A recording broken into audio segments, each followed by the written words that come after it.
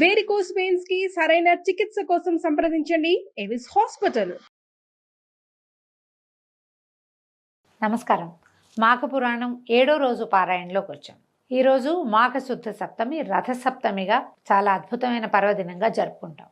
రథసప్తమి రోజున మామూలుగా ఈ మాఘమాసంలో ఎలా ఉదయకాలం పొద్దున్నే లేవాలో సప్తమి రోజున కూడా ఉదయమే లేచి ఆవు పాలతోటి పాయసం వండి సూర్యుడికి నివేదన చేయమని చెప్పబడింది.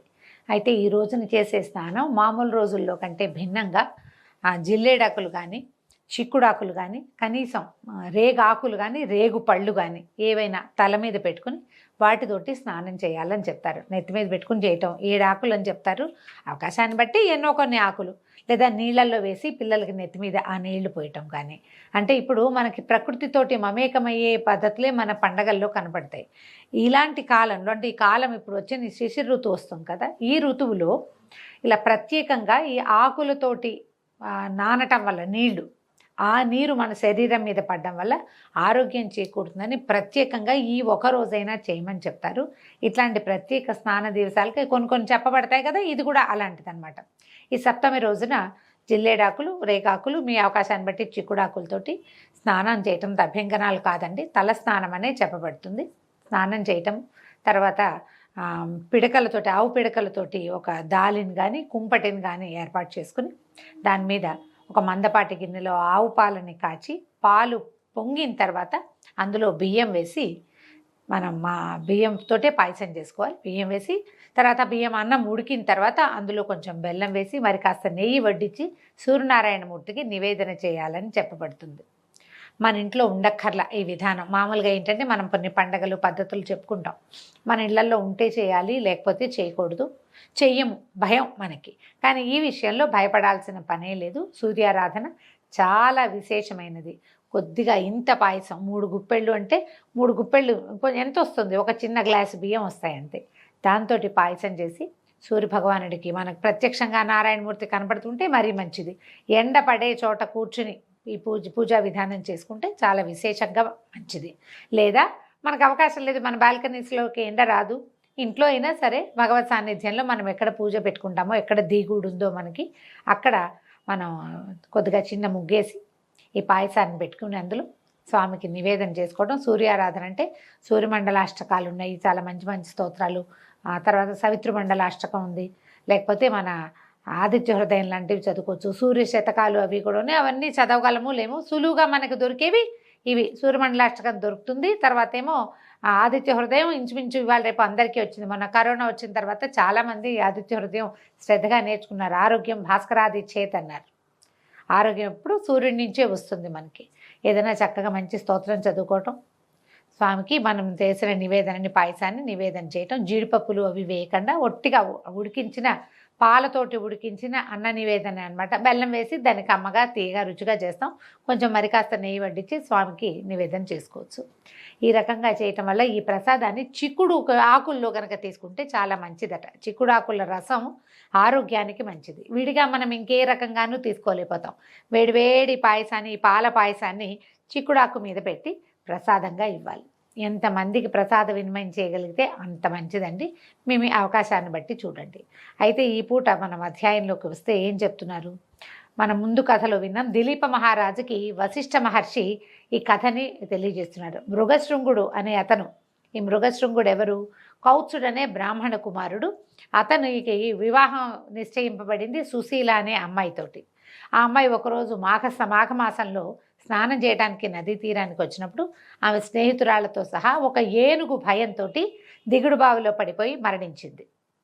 అయితే ఆ ఏనుగు నుంచి మరణించిన అమ్మాయిల్ని రక్షించడం కోసం ఈయన ఏం చేశాడు, నదిలోకి దిగి తపస్సు చేయటం మొదలుపెట్టాడు.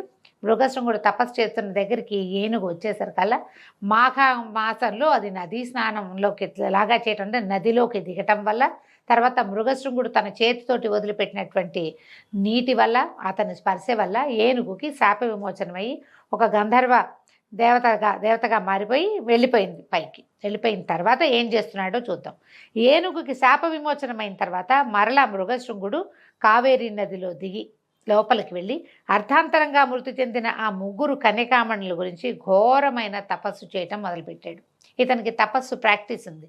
ఇంతకు ముందు కూడా చాలా కాలం తపస్సు చేసే శ్రీమన్నారాయణుడిని ప్రత్యక్షం చేసుకున్నాడు ఇతను. ఇప్పుడు యమధర్మరాజు కోసం తపస్సు చేయటం మొదలుపెట్టాడట. అనేక సంవత్సరాలు మాఘమాసంలో మాఘ స్నానాలు చేయటం వల్ల ఇతనికి త్వరగా తను ఏ దేవతను ఉద్దేశించి తపస్సు చేస్తున్నాడో వారిని ప్రత్యక్షం చేసుకోగలిగేటువంటి సిద్ధి లభించింది.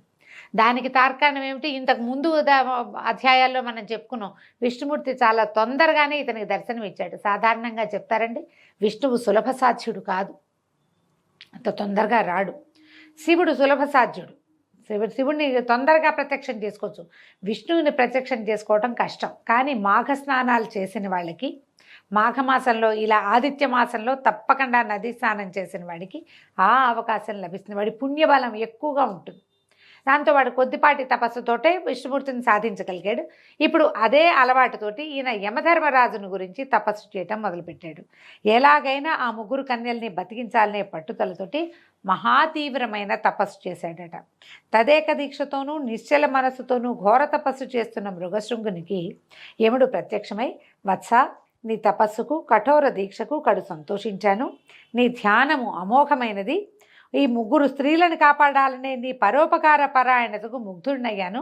మృగశృంగ, ఒక యమధర్మరాజు గురించి ఇంతటి ఘోర తపస్సు ఎవ్వరూ చేసి ఉండలేదు. సాధారణంగా మనం తపస్సులు అనగానే బ్రహ్మ విష్ణు మహేశ్వరుల కోసమే చూస్తాం. విష్ణువు గురించి తపస్సు తక్కువేనండి.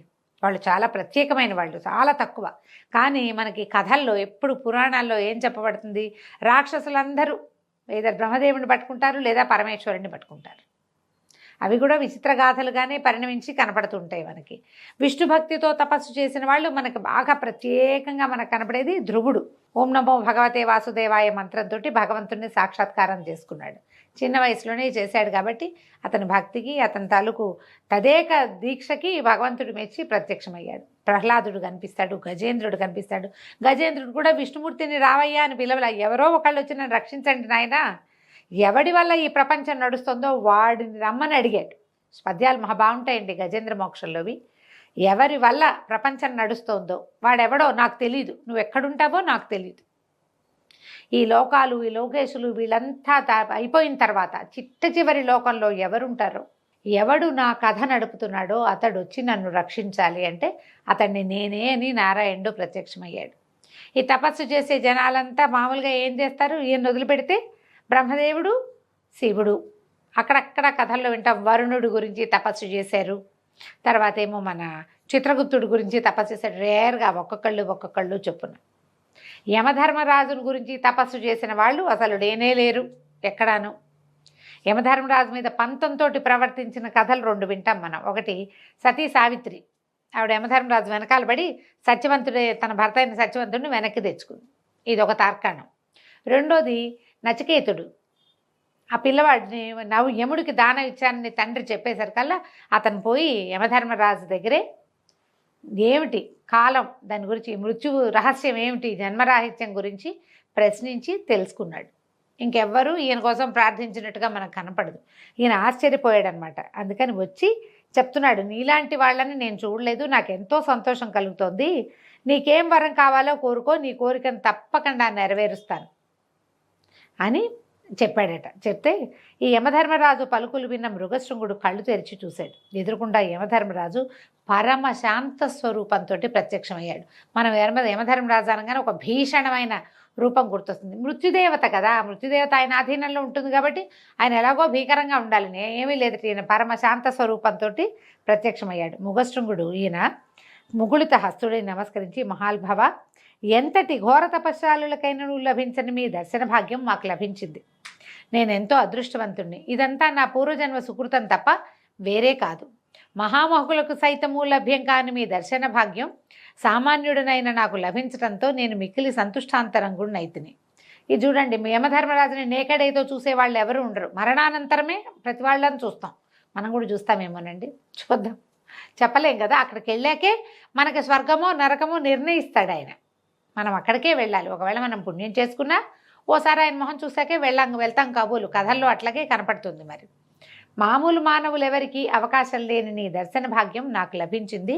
స్వామి, నాదొక కోరిక, అకాల మృత్యువు కలిగిన ఆ ముగ్గురు స్త్రీలని బతికించమని వేడుకుంటున్నాను. అందులో కొంచెం స్వార్థం కూడా ఉంది. ఆ ముగ్గురులో ఒక స్త్రీ నా కాబోయే భార్య అయినటువంటి సుశీల, కాబట్టి వీళ్ళని రక్షించు, ధర్మయుక్తంగా మీరు ముగ్గురు కన్యల్ని బతికించి నన్ను సంతృప్తిపరచండి. నా తపస్సుకి ఫలితం నాకేం కావాలంటే వాళ్ళ ముగ్గురు బతకడం కావాలి.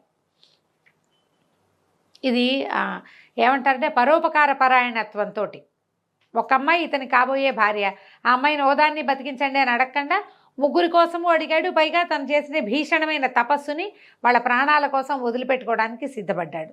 మృగశృంగుని వచనాలు విని అతని ధర్మ సూక్ష్మతకు మిక్కిలి సంతసించి దయార్ద్ర హృదయుడైనటువంటి యముడు, విప్రోత్తమ, నీ భక్తికి పరోపకారానికి మెచ్చితిని, నీకు శుభం కలుగాక అని దీవించి ఆ ముగ్గురు కన్యకల్ని బతికించాడు. యముడు తలుచుకుంటే ప్రాణాలకి ఏం కొదవండి.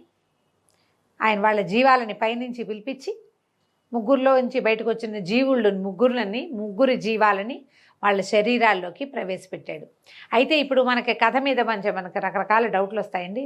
పురాణాల మీద పెద్దగా ప్రశ్నించకూడదు, పురాణాల ప్రశ్న వేయకూడదు. మనం వీళ్ళు మరణించారు, వాళ్ళకి ఉత్తరక్రియలు జరిగినాయా లేదా, జరగచ్చు, ఏంది ఉత్తరక్రియలు చేయొద్దు నేను చెప్తానన్నాడు.